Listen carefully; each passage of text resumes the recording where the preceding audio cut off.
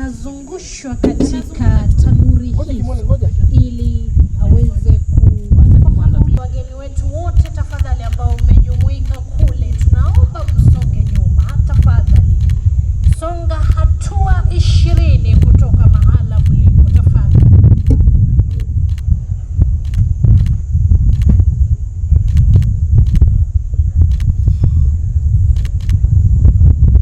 Wetu wote tafadhali ambao umejumuika kule, tunaomba msonge nyuma tafadhali.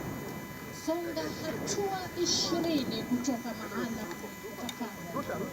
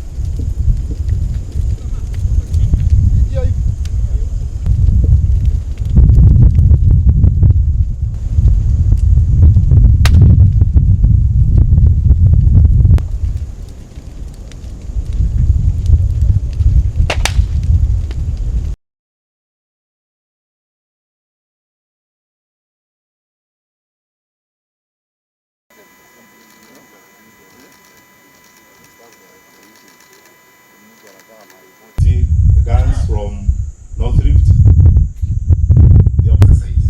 I want to give special thanks to Chief of Defense Forces, able to cut the number from 30 and huge round of ammunition, and we will go the Honorable Attorney General of the Republic of Kenya, with honorable members, because in your own words you wanted firearms from hands that should not have them, to serve our country in that particular respect.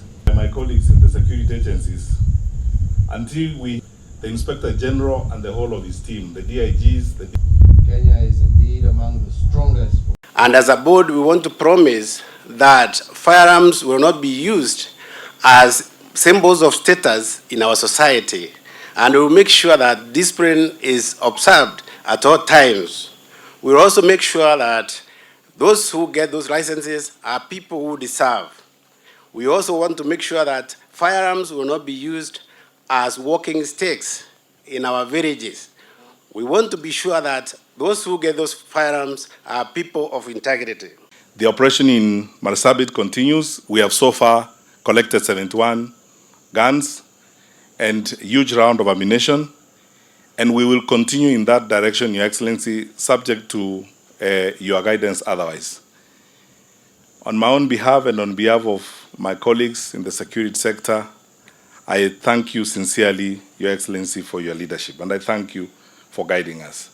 And I assure you on behalf of my brothers and sisters in this team that we will remain on this assignment with an inflexible and decisive focus until your objectives as our President and Commander-in-Chief are achieved. Guns should not be in hands that should not have them. In the process, Your Excellency, as you instructed me yourself, I have held several meetings with community leaders in the North Rift, I've met with religious leaders and other people. And I want to assure you, sir, people believe and agree with what you have told us. Religious leaders told us, tell His Excellency the President, that is the way to go. Guns should not be in the wrong hands. Forget about all this business. Guns should be in the hands of the police and trained people. Your Excellency, we will stay on the assignment as you have guided us and ensure that your objective as our President and Commander-in-Chief are realized. Hatujamaliza, tutaendelea mpaka tuhakikishe ya kwamba silaha zote ambazo ziko kwa mikono ya wale ambao hawastahili kuwa na hizo silaha tumezirudisha, and we have destroyed them so that we can have a peaceful, focused country that looks forward to peace, stability, and prosperity for all. Some of these firearms were seized from the wrong hands, while others are obsolete. But it is also worth noting that seizing of ammunition illegally held is one of the measures that we as a country are undertaking to ensure that we sustain security in our country. The actions that we are taking today are in line with our regulatory frameworks and also various regional and international legal instruments on the management of small arms and light weapons, to which our country, Kenya, is a signatory. These include the United Nations 2001 Firearms Protocol, the Arms Trade Treaty of 2013, and the Sustainable Development Goals of 2015, among other protocols that we have signed.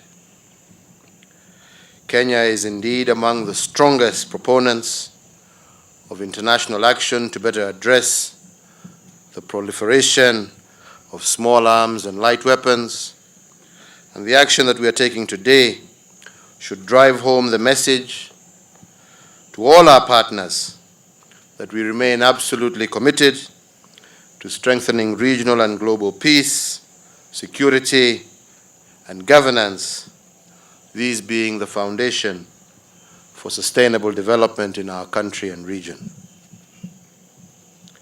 I'm therefore optimistic that this event will certainly thwart the hopes of criminal elements out there who think that they are smart enough to restore perfect functionality to deactivated firearms. The exercise of destruction that we are conducting today is the only and surest way that we can all rest assured that the weapons will never be used again. Ladies and gentlemen, as a civilized people, we have streamlined the gun licensing regime.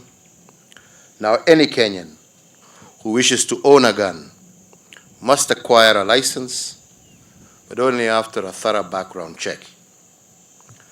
Through the Firearms Licensing Board, we are now progressively overhauling the system, making it more effective and efficient.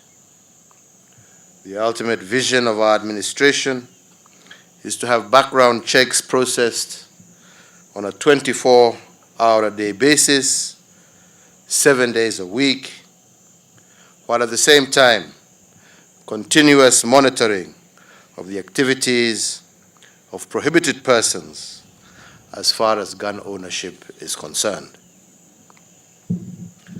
We have also now established a digital register of all civilian firearm holders and issued them with smart licenses.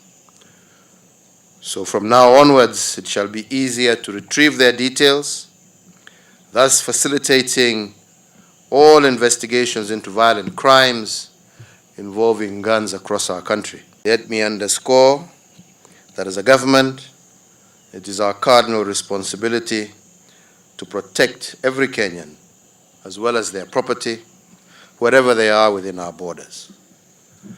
And we will therefore do whatever it takes to enhance security, both in reality, but also in perception.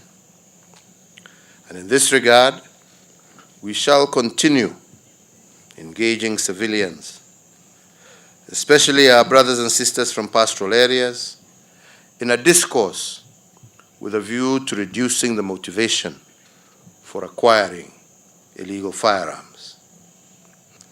I must, however, emphasize that demotivating our people from holding illegal firearms is a collective responsibility, and it calls for unconditional participation of members of the public and other actors, including civil society groups, as well as our media. And if we work together for a shared vision of a secure nation, I do remain confident that we shall succeed. I would also encourage members of the public to recognize that now times have changed. We will no longer be engaged in political discourse because there is an acceptance of some element of cultural acceptability in the activities of banditry. Banditry is a crime. The only thing we will work together is to see how we bring it to an end, is to see how we work together with community leaders to surrender illegal weapons, and is to see how we work with community elders, to see how we work with local politicians, to work with our young men and women across the country, to find alternative, meaningful, gainful engagement that does not lead to loss of life, to loss of property, and to insistent inter-communal clashes that have absolutely no bearing to where Kenya is today and where we desire to go tomorrow. I therefore call on all, let us join hands and build this new Kenya together.